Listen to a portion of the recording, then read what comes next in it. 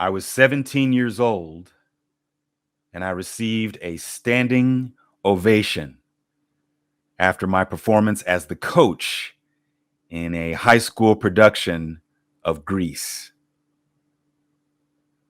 I'll never forget this. This was such an important turn in my life because it gave me the confidence as an artist. I had already been performing on stage before then and had some success. But this was a very, very pivotal moment, a very magical moment that night. I was 17 years old and this happened. And University High School in Los Angeles. Well, on the west side, because I know there's 2 university high schools in Southern California, I believe. And I think there's one in Irvine and then the one that I attended, which is closer to Santa Monica. Texas Avenue. I think the address is 11800 Texas Avenue. Is that it? Yeah. Zip code 90034. If I got that right, that's pretty good. Anyway, University High School, class of 94, but this was my junior year. So this is the spring of 93 when I received this magical standing ovation performing in a play that I only had 3 parts in. I was not the star. I was not the lead, just 3 parts. And Richard Galley, he was the instructor. And I remember him telling all of us that it was important for us to shine no matter what role you had. Give it your best, because no matter what role you have, you will shine. And that is something that I took and embraced. I'm paraphrasing, but essentially that's what he said. And I remember that, and I took that and rode with it. It's interesting because that was the year that I also gained confidence to talk to women. Yeah. Confidence was the theme of 1993 for me, because I was going through a transformation. That's when my voice got deep like this. If you can imagine a 17-year-old sounding like this. So that was one transformation that happened. And then I got braces, got an ear piercing for my 17th birthday. My mother suggested me doing that, which is gone now. I don't even have it anymore. But that would transform me, because as soon as I came back, I think it was after winter break between 92 and 93. So we come back and all of a sudden I had this deep voice and ear piercing and braces. And I don't know, that did something, I guess. Because keep in mind, before that, I wasn't getting any attention at all from women at all. All of my crushes never panned out. All of them, all through grade school, all through middle school. I didn't even realize that I could attract anybody. Well, I don't know. Kindergarten was a different thing, because I did have a kissing experience in kindergarten that was pretty interesting. And she was Latin. But then after that, I went through a dry spell after kindergarten.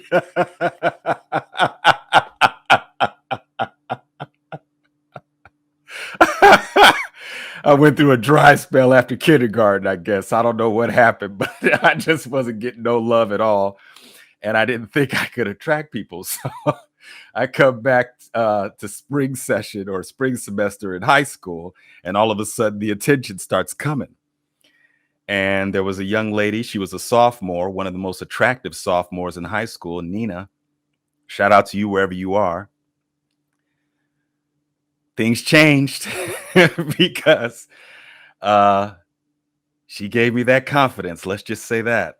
And it all started with a note that she gave me. But that would change the ball game, because once you attract that one that blows people's minds, then it's like, okay, all right. If I can get your eyes coming in my direction, then I guess I'm all right. So you can tell me nothing after that point. And it happened early. For some of you, it happens later on, in your late 20s, your 30s, your 40s. Some of you men are still struggling with confidence issues. But yeah, it happened early. So all of this happened at the same time, because she was a part of the play production. And so, yeah, it was pretty interesting how that all went down. That night, after the standing ovation, Play is over. Parents are coming out, congratulating and hugging, and everybody's in a good mood. Richard Galley comes over to me and he gives me a very warm embrace. And he said, "You saved the show. You saved the show." That's what he said in my ear. He died about 2 years after that, 2 or 3 years after that. And I guess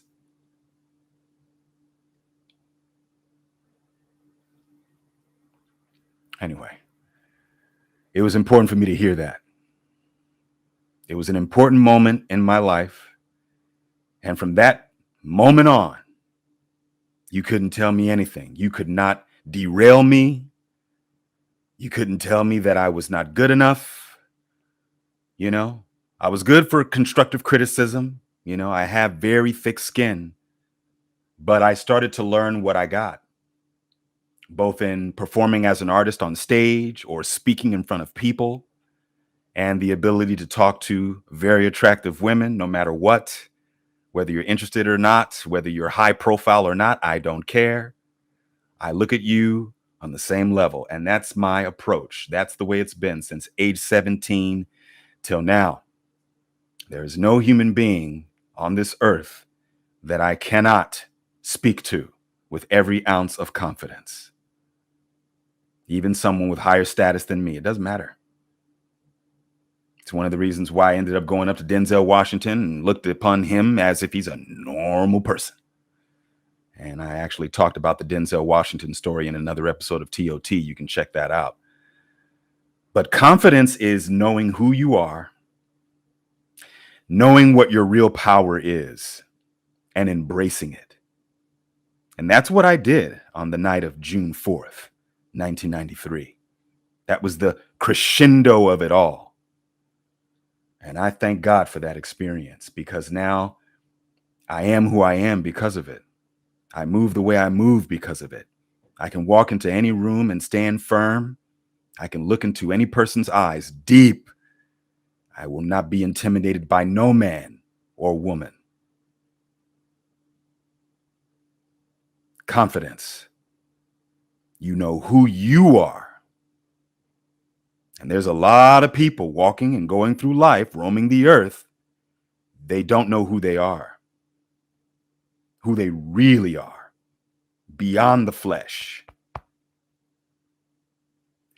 Once you learn that, nothing can stop you.